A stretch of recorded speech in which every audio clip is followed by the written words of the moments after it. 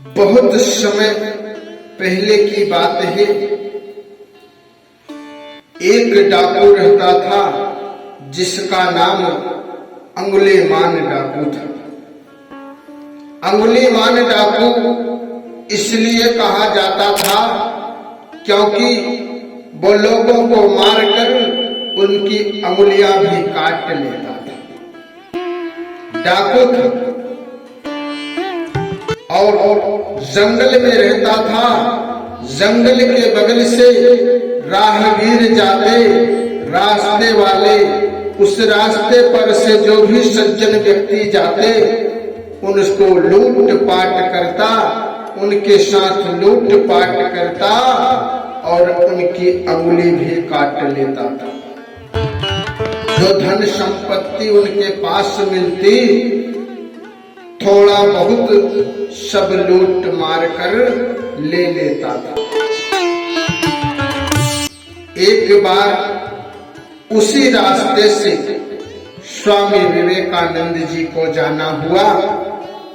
वो अपने 4 शिष्यों के साथ उस रास्ते से जा रहे थे।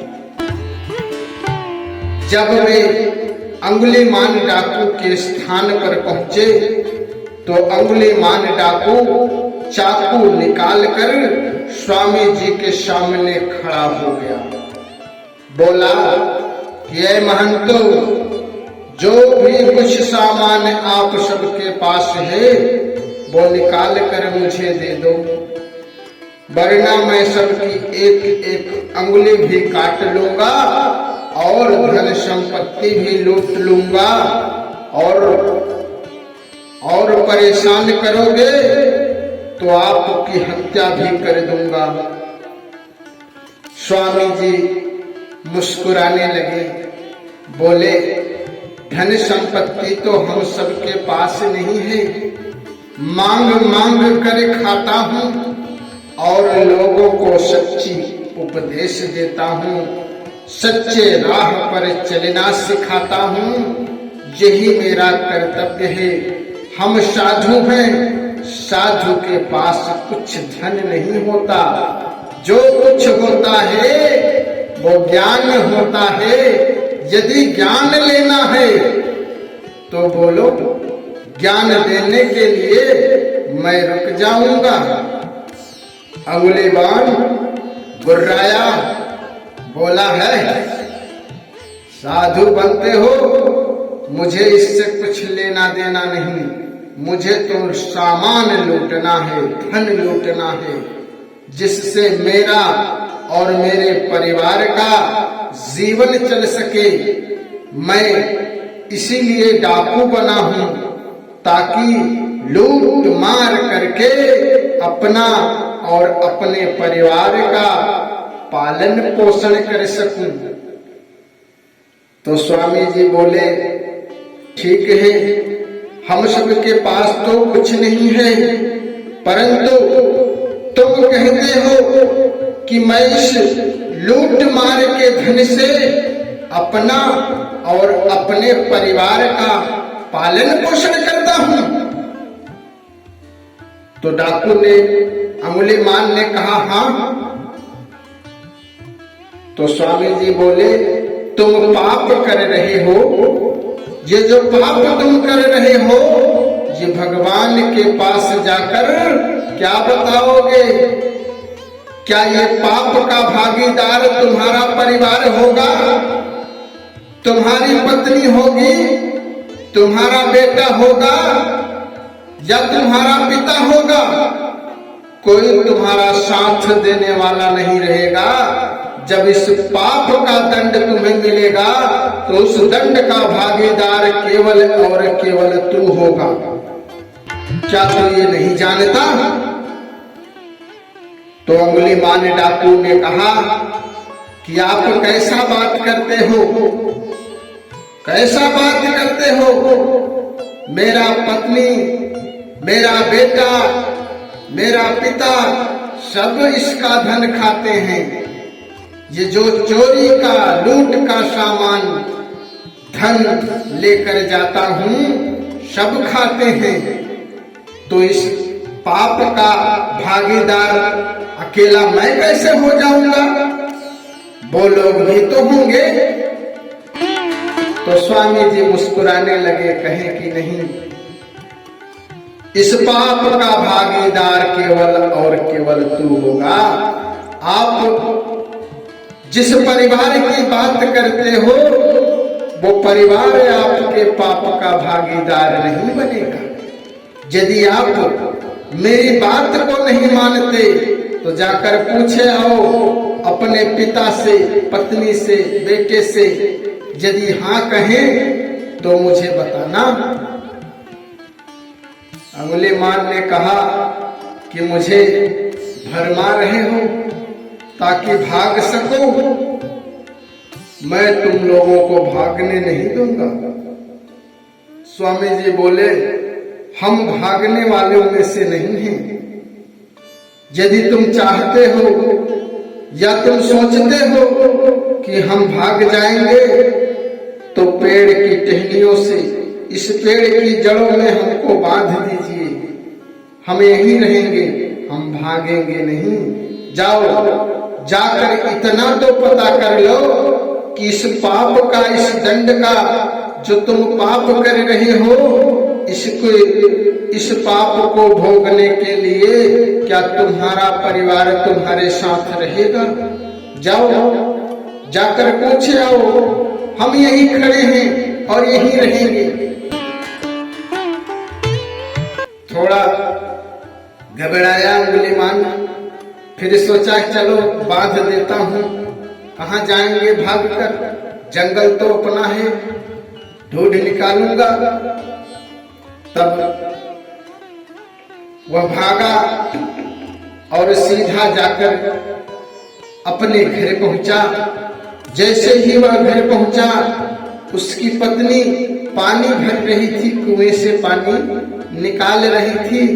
वहीं पहुंचा और बोला कि हे प्रिय, जो मैं पाप करता हूं और पाप करके जो धन लाता हूं उसको तुम और हमारा बेटा, हमारे पिता, हमारा पूरा परिवार खाता है। तो क्या जब दंड मिलेगा, इस पाप का मुझे दंड मिलेगा, तो क्या तुम उस समय मेरा साथ दोगी? तो पत्नी बोली, मैं कैसे साथ दूंगी, पाप तो आप कर रहे हो, मैं आपका भला कैसे साथ दे सकती हूँ? अंगुलीमान घबरा गया, उसकी आंखें खुल गई। बोला कि तुम क्या कह रही हो, मैं रोज पाप करता हूँ और जो भी धन लाता हूँ अपने लिए, तुम्हारे लिए, बेटे के लिए और पिता के लिए, और तुम कह रही हो कि मैं दंड नहीं भोगना चाहती तुम्हारे साथ। पत्नी ने कहा, मैं तुम्हारी पत्नी हूं, पति का धर्म है धन कमाना, घर की रख रखाव के लिए पैसे लाना। अब तुम इतने हट्टे कट्टे हो, अरे मेहनत मजदूरी करके पैसा नहीं कमा सकते, चोरी और डकैती करते हो। अंगुलीमान कहा कि अरे तुम ये क्या कह रही हो, मैं इतने दिनों से ये चोरी का काम, डकैती का काम करता हूँ और सबका पालन पोषण करता हूँ, परंतु तुम्हें क्या हो गया है? पत्नी ने कहा कि मैं तो पत्नी हूँ, पत्नी का धर्म है पति के द्वारा लाए गए धन का सदुपयोग करना। मैं तो केवल इतना जानती हूँ कि तुम आते हो लेकर, मैं उसका उपयोग करती हूँ, मैं आपके पाप में भागीदार नहीं बनी।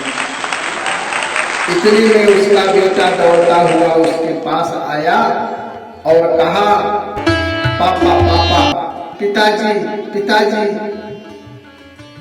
तो अंगुलीमान ने डाकू बोला कि बेटे, मैं जो धन लाता हूँ, तुम्हारे लिए जो भोजन बनता है वो लूट का माल होता है, लोगों की हत्या करता हूँ, लूटता हूँ लोगों को। क्या मुझे दंड मिलेगा तो तू मेरा साथ देगा? लड़का रोने लगा और भाग कर अपनी माँ की गोद में चला गया। बोला कि पिताजी, आप पाप और हत्या करते हैं। आप जैसा नीच आदमी मैंने जीवन में नहीं देखा। अरे आप मेरे बाप कहलाने लायक नहीं हो, तुम पाप करते हो।